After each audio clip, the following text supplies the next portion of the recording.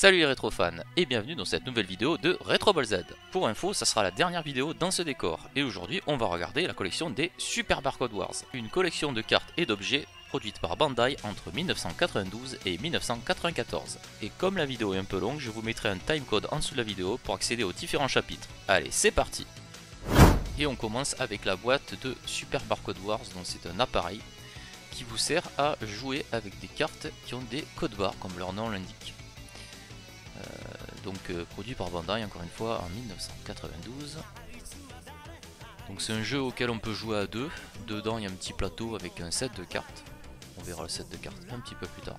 Par la suite est sorti un petit add-on sous la forme d'un petit coffret appelé le Battle Game Set. Et donc c'était des cartes supplémentaires qui permettaient de jouer au jeu original. Donc il vous fallait quand même avoir l'autre jeu pour jouer à ça. Voilà, donc ça c'est la part 2 en quelque sorte. Et ensuite il y a eu une part 3, donc vendue pas dans un coffret mais dans un espèce de blister comme ça, avec un petit porte-carte. Et donc un joli set de cartes et vous remarquerez que le design des cartes est différent des deux premières parts. A savoir qu'avec le lecteur de cartes, il y avait deux cartes vierges, en plus des autres cartes à jouer, qui vous permettaient de créer vous-même vos propres barcodes. Pour en savoir aussi, il y a eu deux cartes prismes Super Barcode Wars avec le même dos que les multiscans qu'on vient de voir. Ces cartes prismes étaient distribuées lors d'un tournoi donc en 1992 de Super Barcode Wars et apparemment elles sont limitées à 500 exemplaires. Donc on peut voir, elles ont un magnifique effet gris de vert, le dos multiscan comme les autres cartes qu'on a vu avant. La deuxième avec celle tout aussi jolie que la première avec Goku. Je vais remettre les deux l'une à côté de l'autre pour qu'on les voit bien. Donc les couleurs claquent bien. Souvent on les voit en Sunfade, ces cartes c'est assez difficile à trouver dans cet état. On s'en lasse pas. Voilà les deux cartes ensemble. Et je vais vous laisser apprécier l'ensemble de ces cartes multiscan après une petite publicité. Super Barcode Wars ついに現る。さまざまな印刷情報を戦闘データに変換できるマルチスキャニングシステム搭載バンダイスーパーバーコードウォーズ。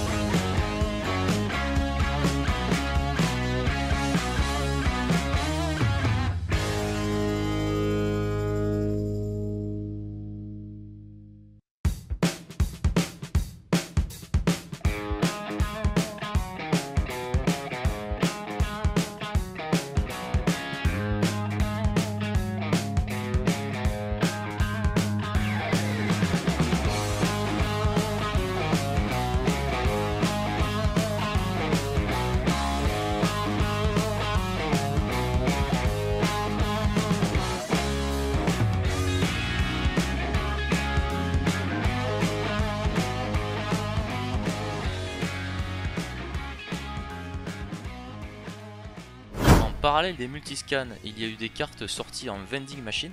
L'ensemble donc jouable avec la machine Super Barcode Wars Multiscanning System, 4 parts de Super Barcode Wars et 2 parts estampillées Caractère Collection.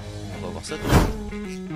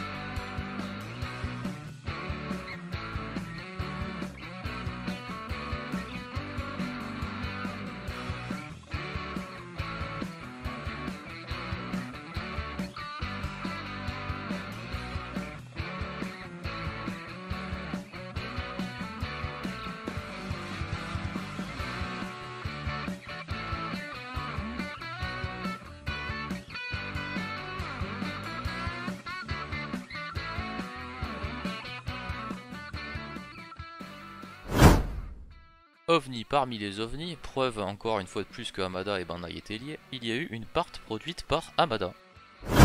On se retrouve ici avec des cartes vendues en sachet papier dans des pool packs, cartes produites par Hamada pour fonctionner sur une machine Bandai. Il n'y aura qu'une part de ce style là, composée de 6 prismes et 36 règles.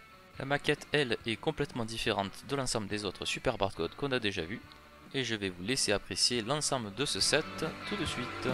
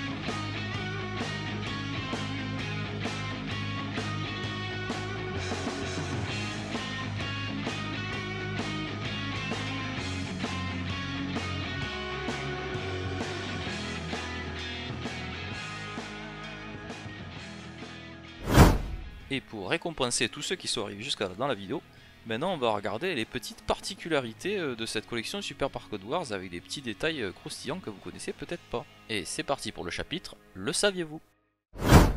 Le multiscanning existe aussi en version bleu marine. c'est une machine qui est sortie dans un pack Gundam. Ce qui explique pourquoi en loose vous la trouverez peut-être en une autre couleur que blanc. Les Super Barcode Wars étaient distribués en vending machine en 100 yens. Donc on a des white box 100 yens. Et dans chaque white box de 100 yens, on avait un petit livret comme ça. Et donc chaque part a un petit livret différent. Donc là je vous montre un livret Super Barcode qui explique les règles du jeu. Voilà, donc c'est sympa, un livret par box. Et on avait évidemment la même chose pour les caractères collection. Donc voilà un petit livret caractère collection. Et donc encore une fois, chaque part avait un petit livret. Voilà, plutôt sympathique. Avez-vous déjà remarqué qu'en bas des cartes, il y a un triangle de couleurs? On va zoomer. Et ce triangle de couleurs correspond au perso qu'il y a dessus. Donc le rouge c'était pour les gentils et le vert c'était pour les méchants. Voilà, petit détail, mais je sais pas si tout le monde s'en était aperçu. Et on arrive à la partie Mystère Cardass. Le saviez-vous, la numéro 17 de la part multiscan, la première, elle existe en deux versions. Donc, comme vous pouvez voir ici, regardez le haut là, c'est pas du tout pareil. Je sais pas pourquoi. Et même si on regarde le bas, vous pouvez vous apercevoir qu'il y en a une avec le cadre en jaune et l'autre en violet. Voilà, donc d'où viennent ces deux éditions, je sais pas trop. Et donc vous voyez dans le texte en haut là, ça a été corrigé, on dirait qu'ils ont rajouté un cadre pour rajouter du texte. C'est pas du tout le même texte. Et l'arrière, par contre, c'est exactement le même. Donc c'est un Mystère Cardass, si quelqu'un a plus d'infos, je prends.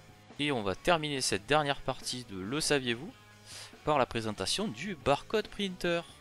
Alors je pense qu'il n'y a pas beaucoup de gens qui connaissent ce machin.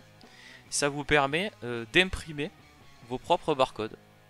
Donc dedans il y a des cartes vierges. Donc à voir avec le truc du début, hein, ça vous explique pourquoi il y avait des cartes vierges.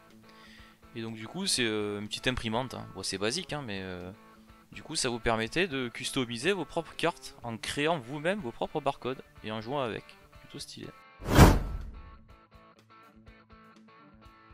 Bon à savoir, il y a eu d'autres barcodes que celui-ci.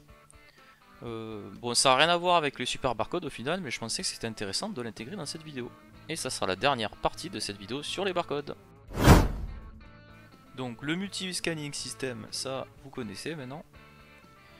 Et il y a eu un autre truc qui s'appelait le barcode battler, donc qui est sorti avant par la marque Epoch. Epoch hein, qui est une sous-division de Bandai en fait. La marque Epoch avait été achetée dans les années 60 par Bandai. Faut à peu près la même taille. Le design est un petit peu différent. J'aime bien la finition noire, j'avoue, ça fait un petit peu old school. Voilà, et donc pareil, qui fonctionne avec des codes barres. Perso, j'avais découvert les barcodes par le barcode battler à l'époque. Autre machine intéressante qui fonctionne avec les codes barres, le Join ROM système d'attaque, produit par Bandai aussi, et qui fonctionnait sur la Famicom. Et on va terminer la vidéo avec ce jeu de société LSI Game. Donc LSI c'est la marque déposée des jeux électroniques de Bandai, et qui donc fonctionnait aussi avec des codes barres. Voilà. Et voilà pour cette grosse vidéo sur les Super Barcode Wars. J'espère qu'elle vous aura plu. Et je vous donne rendez-vous dans la prochaine vidéo pour découvrir le nouveau décor de Retro Ball Z. Allez, à plus! Et n'oubliez pas de liker et partager, et de vous abonner à la chaîne. Ouais, sinon la prochaine fois je fais des...